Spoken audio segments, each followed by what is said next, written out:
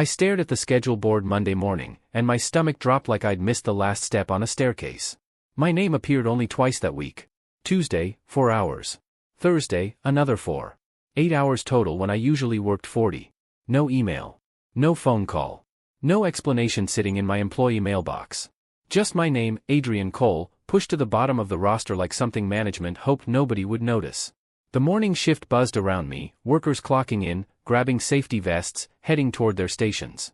I stood there frozen, reading my reduced hours over and over, hoping the numbers would change if I blinked hard enough. "You checking the board or memorizing it, Cole?" someone asked, brushing past me. I stepped aside without responding. My hands felt cold despite the factory heat already building through the ventilation system. Last week, I worked a full schedule. Showed up early, stayed late when production ran behind, covered shifts when people called in sick. I'd been reliable for 3 years straight. Now this. Silent punishment delivered without a single word. And I knew exactly why. I walked to the break room, needing a moment away from the schedule board and the eyes that would eventually notice my name shrinking down to nothing. The supervisor's office sat just beyond the vending machines, door half open, light filtering into the hallway. Warren Briggs stood inside, reviewing paperwork, coffee mug in hand like this was just another ordinary Tuesday morning. I stopped at his doorway. He glanced up, made brief eye contact, then immediately returned his attention to the documents in front of him. Not hostile. Not angry. Just dismissive. Like I wasn't worth acknowledging. "Warren," I said quietly. "Can we talk about the schedule?" He set his mug down slowly, took his time straightening the papers on his desk. When he finally looked up again, his expression was carefully neutral. "What about it, Adrian?" he asked. "My hours. They dropped to 8 this week." Warren shrugged, leaning back in his chair. "Slow production period. Had to adjust staffing. I've been here 3 years. Full-time the entire period." His jaw tightened slightly. "Things change. You know how manufacturing works." The way he said it, flat and final, told me everything. This wasn't about production. This was personal. 2 weeks earlier, everything felt stable. I clocked in at 6 every morning, moved through my tasks with the same careful attention I always had. Quality checks, safety inspections, documentation. The kind of work nobody notices when it's done right. That Thursday, I was inspecting the main production line when I noticed something wrong with the emergency shutoff panel. The protective cover hung loose, exposing live wiring. The backup switch showed rust damage. And the manual override lever that was supposed to activate during power failures wouldn't engage properly. I tested it 3 times. Same result.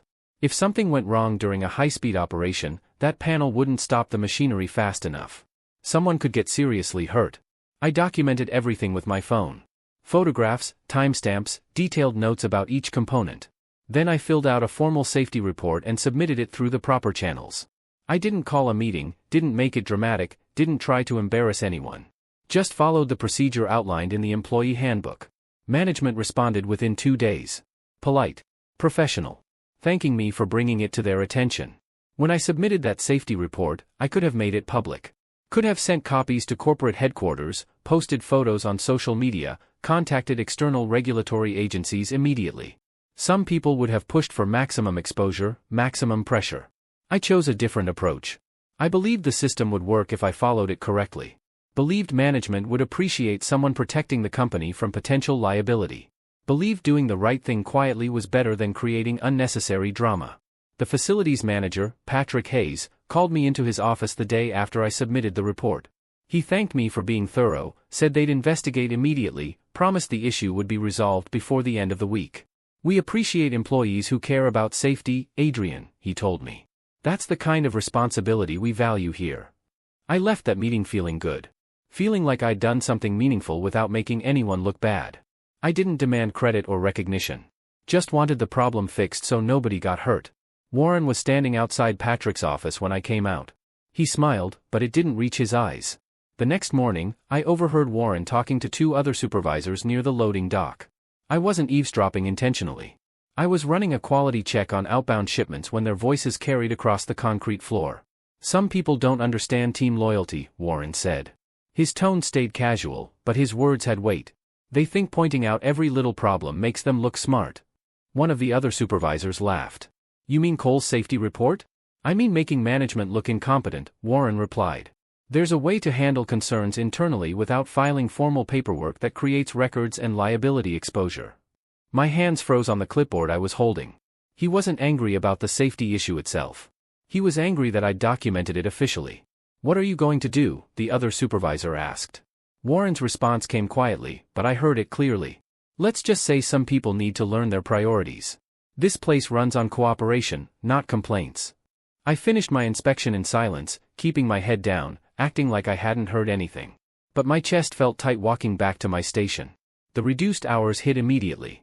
8 hours weekly meant roughly $200 before taxes. My rent alone consumed $1,200 monthly. Insurance, utilities, groceries, transportation costs, all that remained fixed whether I worked 40 hours or 8. I sat at my kitchen table Sunday night, staring at my budget spreadsheet. Numbers that used to balance now showed dangerous gaps. I could survive maybe 6 weeks before serious problems started. After that, I'd need to find another job, drain savings I didn't really have, or ask family for help I didn't want to request. The worst part wasn't the financial pressure. It was knowing exactly why this was happening and having no direct way to prove it. Warren never said, "I'm cutting your hours because you filed that safety report." He just did it. Quietly. Officially. Using language about production adjustments and staffing optimization that sounded legitimate on paper. I could complain, but what would I say? That I felt retaliated against? That seemed paranoid without concrete evidence. That my supervisor was punishing me? That sounded like workplace drama. Nobody wants to hire someone who brings problems. So I stayed quiet. For now. The isolation started subtly. Tuesday morning, I arrived for my 4-hour shift and headed to my usual station. 2 coworkers I normally worked alongside moved to different areas without explanation. During break, the table where I usually sat filled up before I got there, leaving me alone at the far corner with my coffee. Nobody was openly hostile. Just unavailable. Conversation stopped when I approached. Eye contact became brief and uncomfortable. The easy workplace friendships I'd built over 3 years evaporated within a week. By Thursday, I understood what was happening. Warren had said something. Maybe not directly, maybe just hints and implications, but the message spread. I was problematic. Difficult. Someone who caused unnecessary trouble. The kind of employee you stayed away from if you wanted to protect your own position. I overheard a snippet of conversation near the time clock. 2 workers I considered friends discussing weekend plans. "You inviting everyone?" one asked. "Most people," the other replied. Then, quieter, heard Adrian's been a little negative lately. Probably better to keep it small. They said my name like it had become something toxic. Like I'd transformed from colleague to liability overnight. I clocked out Thursday afternoon and sat in my car for 20 minutes before driving home. Friday morning, someone surprised me. Malcolm Torres worked quality control on the evening shift. We'd crossed paths occasionally, shared brief conversations, but never worked closely together. He found me during break, sat down at my isolated corner table without asking permission. "You doing okay, Adrian?" he asked simply. I looked up from my phone. "Fine." "Why?" Malcolm studied my face for a moment. "Because I've worked here 6 years and I've seen this pattern before.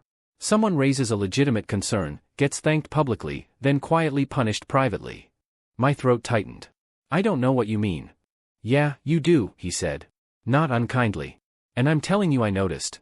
I also noticed your hours dropped the same week you filed that safety report. I noticed other people suddenly treating you differently. And I'm paying attention." He pulled a small notebook from his pocket, flipped it open. Inside, I saw dates, names, incident summaries written in neat handwriting. "I document things," Malcolm explained. "Always have. Not because I'm looking for trouble, but because truth matters. And right now, what's happening to you isn't right." For the first time in a week, I felt something loosen in my chest. The second layer of retaliation came the following Monday. I checked the schedule and noticed something that made my jaw clench. Weekend overtime was posted for 4 positions. Premium pay, time and a half, relatively easy work. The kind of shifts everyone wanted. All 4 slots were filled by workers with less seniority than me. One of them had started just 6 months earlier and still needed supervision on complex tasks. Another had called in sick 3 times in the past month. A third had received written warnings for quality control failures. But they got the overtime. Not me. Company policy clearly stated that overtime assignments followed seniority when qualifications were equal. I'd worked there longer than anyone selected. My performance reviews were consistently excellent. But Warren controlled the schedule, and Warren made the decisions. I went to the break room and pulled out my copy of the employee handbook. I'd never needed to read it closely before. Now I studied it like a legal document. Section 4.7, Overtime Distribution Policy. Section 6.2, Fair Scheduling Practices. Section 8.1, Non-Retaliation Protections for Safety Reporting. Every policy Warren was violating was documented right there in official company language. I highlighted the relevant sections carefully, using a yellow marker that left clean, visible lines on the page. That evening, I started documenting everything systematically. I created a spreadsheet tracking my hours week by week for the past 6 months. 40 hours weekly, consistently, until the safety report. Then the sudden drop. The pattern was undeniable. I made a second spreadsheet listing overtime assignments for the past 3 months. Names, dates, seniority rankings, qualifications. The data showed clear favoritism toward workers with less experience after my hours were cut. I compiled copies of every communication with management. The original safety report, Patrick's email thanking me, the scheduling notices, shift assignments, everything. I organized them chronologically, labeled each document, stored everything in cloud backup. I wasn't planning to use this information immediately. But I was preparing. Building a factual record that couldn't be disputed or dismissed as emotion or perception. Numbers, dates, policies, evidence. Malcolm had said truth matters. I was making sure truth had documentation. Late that night, I reread the employee handbook section on retaliation. One clause stood out, printed in bold text: any adverse employment action taken within 90 days of a protected safety report may constitute prohibited retaliation and warrants immediate investigation. 90 days. I was only 2 weeks in. I saved everything to 3 separate locations and finally went to bed at midnight.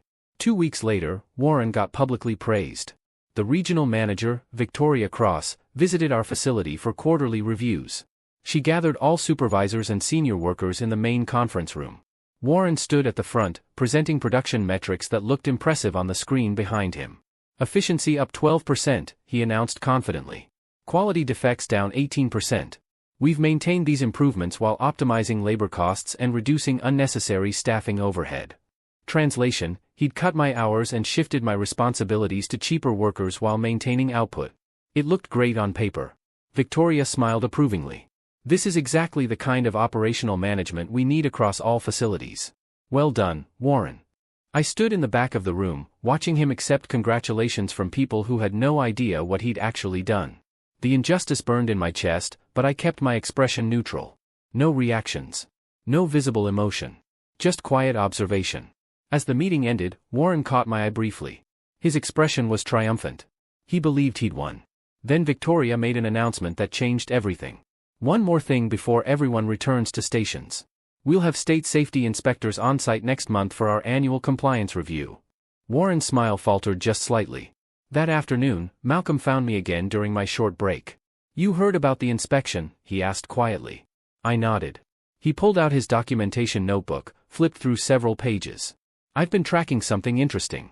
Every time we have scheduled inspections, certain maintenance records get updated right before the auditors arrive. Equipment that should have been serviced months ago suddenly shows recent completion dates. Are you saying they're falsifying records?" I asked carefully. "I'm saying patterns exist," Malcolm replied. "And I'm saying the emergency shutoff panel you reported? It still hasn't been properly repaired. They replaced the cover and filed paperwork claiming full compliance, but the actual electrical issue remains unfixed." My stomach tightened. "How do you know?" "Because I inspected it myself yesterday," he said. "Took photos. Documented the serial numbers.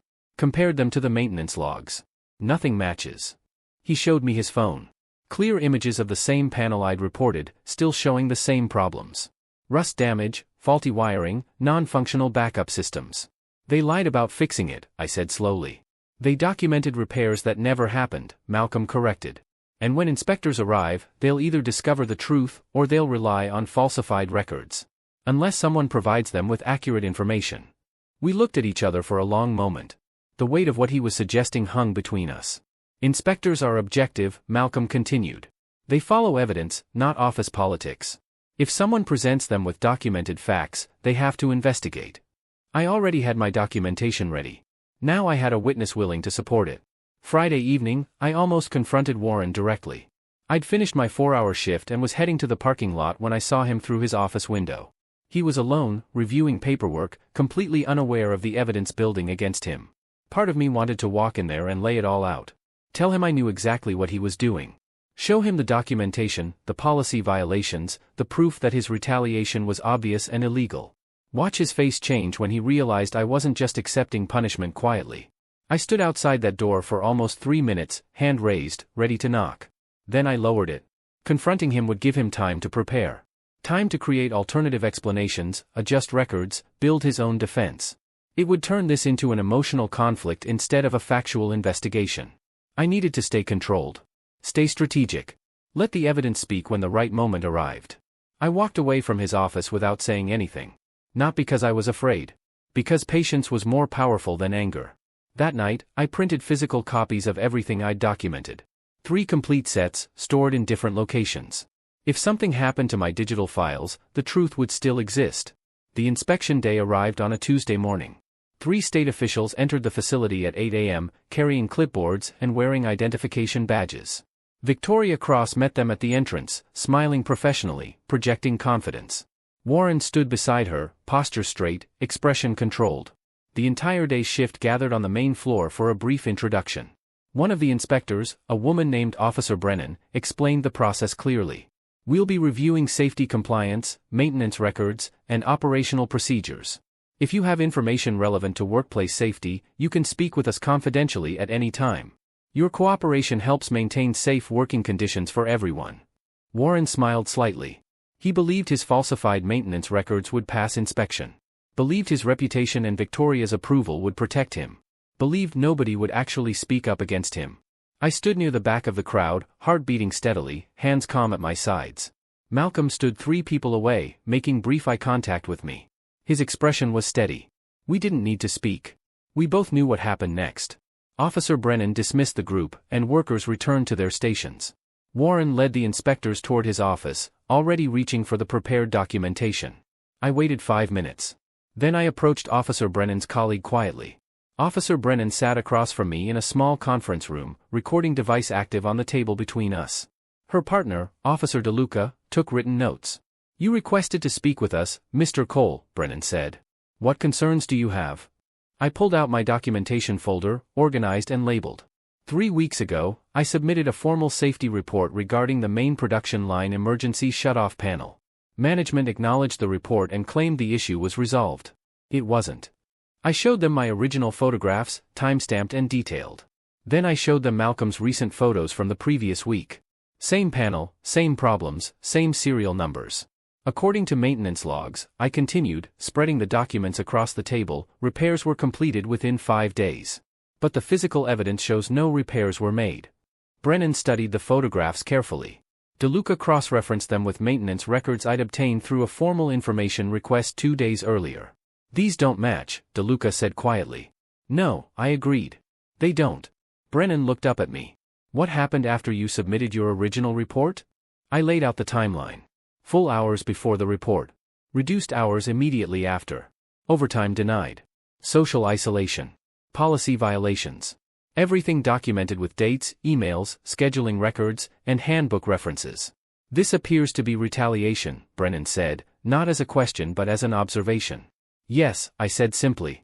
It does. 40 minutes later, I watched Brennan and DeLuca walk directly to the production floor without stopping at Warren's office. They headed straight for the emergency shutoff panel I'd reported. Warren noticed immediately.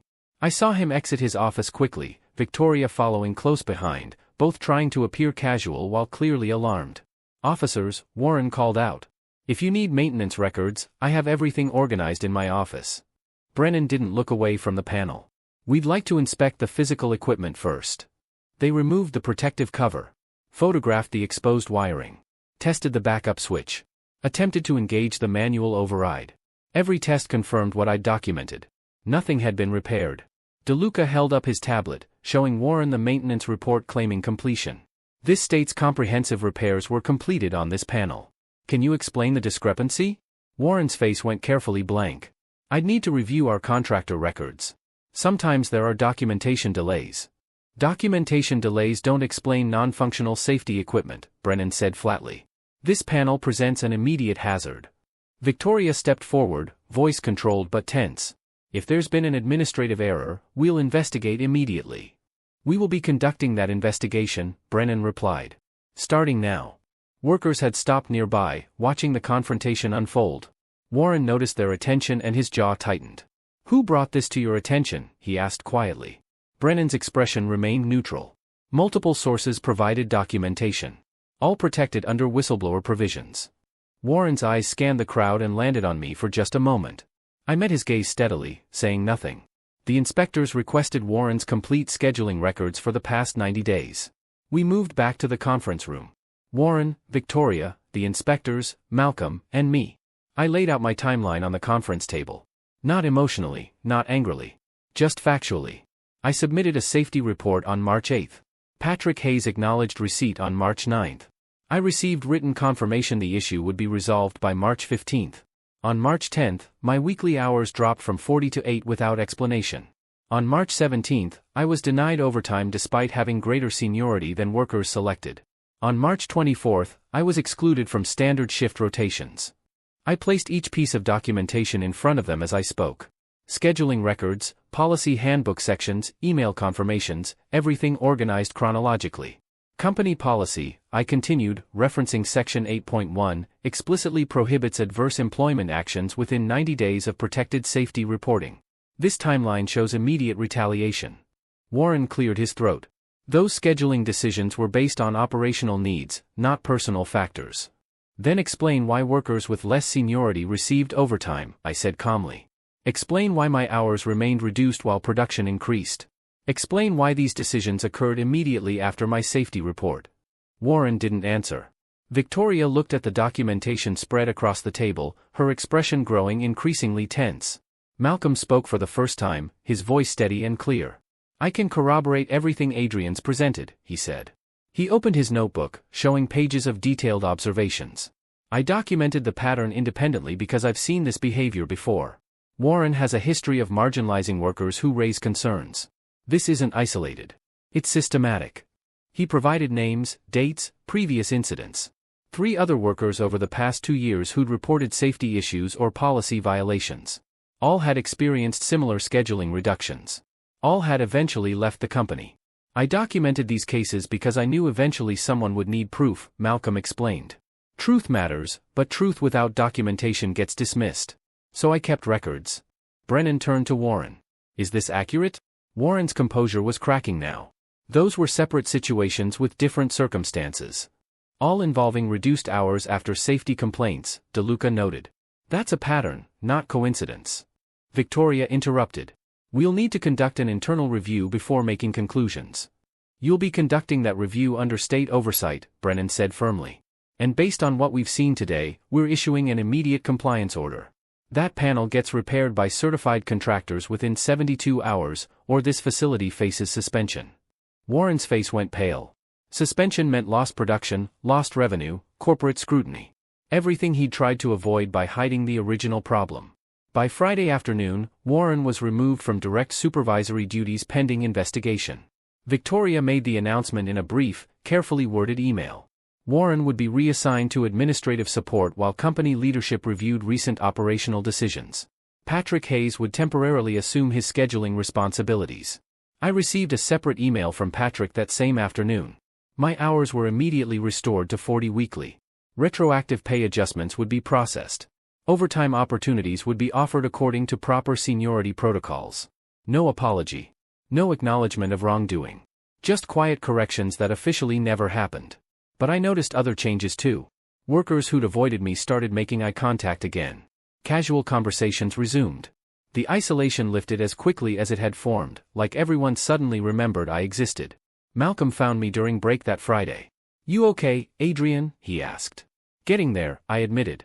"You did the right thing," he said. "Not just for yourself. For everyone working here. That panel could have seriously hurt someone." I nodded slowly. That thought had kept me going through the worst moments. This wasn't just about me or my reduced hours. It was about safety, integrity, protecting people from preventable harm. The investigation would take weeks. But the immediate danger was addressed. The truth was finally visible. 3 weeks later, we learned something that changed the entire story. Officer Brennan returned to the facility for a follow-up inspection. The emergency shut-off panel had been properly repaired by certified contractors. She tested every component thoroughly and signed off on full compliance. But during her visit, she pulled me aside privately. "I need you to understand something, Mr. Cole," she said quietly. When we shut down that panel for repairs, we discovered additional damage we couldn't see during the initial inspection. The backup power system was completely corroded. If that line had experienced a power surge during operation, it would have failed catastrophically. My throat tightened. How catastrophic? Equipment fire. Potential electrical explosion. Workers nearby could have been seriously injured or killed. The reality hit me like a physical weight. My safety report hadn't just been about protocol or following procedures. It had potentially prevented a disaster. People could have died if that panel had remained unfixed. Your report, Brennan continued, likely saved lives. Warren tried to hide the problem because fixing it properly would have been expensive and time-consuming. He gambled with safety to maintain production numbers. You stopped that? I couldn't speak for a moment. I wanted you to know, she said. Sometimes doing the right thing feels small. But the impact is real. Warren faced formal consequences within a month. The company investigation confirmed systematic retaliation, falsified maintenance records, and multiple policy violations. He was terminated for cause. No severance package. No positive reference. Just immediate removal. I never spoke to him directly again. I didn't need to. The facts spoke clearly enough without my personal confrontation. What surprised me was how it ended. Not with dramatic arguments or explosive confrontations. Just quiet accountability. Warren cleared his office on a Wednesday afternoon while most workers were on shift. He left through a side entrance without fanfare. Victoria sent a company-wide email acknowledging systemic failures in safety reporting procedures and promising comprehensive policy reforms. She didn't mention Warren by name, but everyone understood. The message was clear. Retaliation wouldn't be tolerated. Safety concerns would be addressed properly. Workers who raised legitimate issues would be protected, not punished. It wasn't perfect. Corporate language never is. But it was progress. Malcolm and I sat together in the break room that evening. You think anything actually changes? He asked. I think we proved something important, I replied. Truth backed by documentation can't be dismissed. That's worth something. He nodded. Yeah, it is. 2 weeks later, Patrick called me into his office. I've been reviewing your file, Adrian, he said. Your performance history is exemplary. Your attention to safety protocols is exactly what we need in a leadership position. He offered me a promotion. Assistant supervisor role, overseeing safety compliance across all shifts. Better pay, better hours, direct influence over the policies that had failed before. I sat there processing the offer. 6 weeks earlier, I'd been reduced to 8 hours weekly and socially isolated. Now management wanted to promote me. I need time to think about it, I said. Patrick seemed surprised. Of course. Take whatever time you need. That evening, I sat in my apartment thinking about what I actually wanted. The promotion was recognition, validation, financial stability. But it also meant staying in a system that had tried to punish me for doing the right thing. I thought about everything that had happened. The fear, the isolation, the financial stress. But also the strength I discovered. The power of documentation, patience, integrity. The realization that I could stand up for myself effectively when it mattered most. I didn't need their validation anymore. I'd already validated myself. I made my decision over the weekend. Monday morning, I met with Patrick again. I appreciate the offer, I said. But I'm declining. He looked genuinely confused. Can I ask why? Because I don't want to fix a system that required a state investigation to hold people accountable. I want to work somewhere that values safety and integrity from the beginning, not just after getting caught. Patrick nodded slowly. I understand. If you change your mind, the offer stands. I won't, I said. Not rudely. Just clearly. I handed him a formal resignation letter, professionally written, giving proper 2 weeks' notice. No drama, no burned bridges. Just a clean exit. Walking out of his office, I felt something unexpected. Not anger or bitterness. Relief. Lightness. Like I'd been carrying something heavy and finally set it down. I wasn't running away from consequences or admitting defeat. I was choosing myself. Choosing environments that matched my values from the start, not just after forcing them to. That felt like power. Real power. The kind nobody could take away from me. My first day at the new job felt completely different. Smaller company, better culture, leadership that actually meant their safety policies. During my first meeting, the operations manager asked about my previous experience. I explained honestly. The safety report, the retaliation, the investigation, the outcome. I didn't hide what happened or pretend everything had been perfect. That took courage, Adrian, she said. We need people who speak up when something's wrong. That's exactly who we want here. No skepticism. No concern that I was difficult or problematic. Just appreciation for integrity. The first week, I noticed small details that mattered. Safety concerns were discussed openly in team meetings. Maintenance records were publicly posted and regularly updated. Workers were encouraged to report potential hazards immediately without fear. It wasn't perfect. No workplace is. But the difference was cultural, foundational.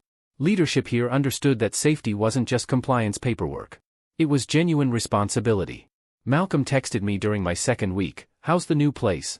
"Different," I replied. "Good different." "Proud of you," he wrote back. "You earned this." I had. Not through the promotion I declined, but through everything I'd survived to get here. 3 months later, I walked past my old workplace. I wasn't checking on anyone or satisfying curiosity. Just happened to drive that route heading somewhere else. But I noticed the building, the parking lot, the familiar entrance. For a moment, I wondered about the people still working there. Whether things actually improved. Whether Warren's removal created lasting change or just temporary caution. Then I kept driving. That wasn't my story anymore. My story was the person I'd become through surviving it. Someone who knew documentation mattered. Someone who understood patience could be powerful. Someone who'd learned that integrity doesn't just expose truth, it builds futures. I'd filed that safety report believing the system would work. It hadn't worked the way I expected, but ultimately, truth had prevailed. Not because systems are perfect, but because I'd made truth undeniable. That lesson stayed with me. In my new job, in my relationships, in how I approach challenges. Document truth. Stay patient. Trust that integrity compounds over time. Warren had tried to make me invisible through punishment. Instead, he'd taught me exactly how visible courage could be. I didn't feel triumphant thinking about it. Just peaceful. I'd protected people, protected myself, and walked away stronger. That was enough. That was everything.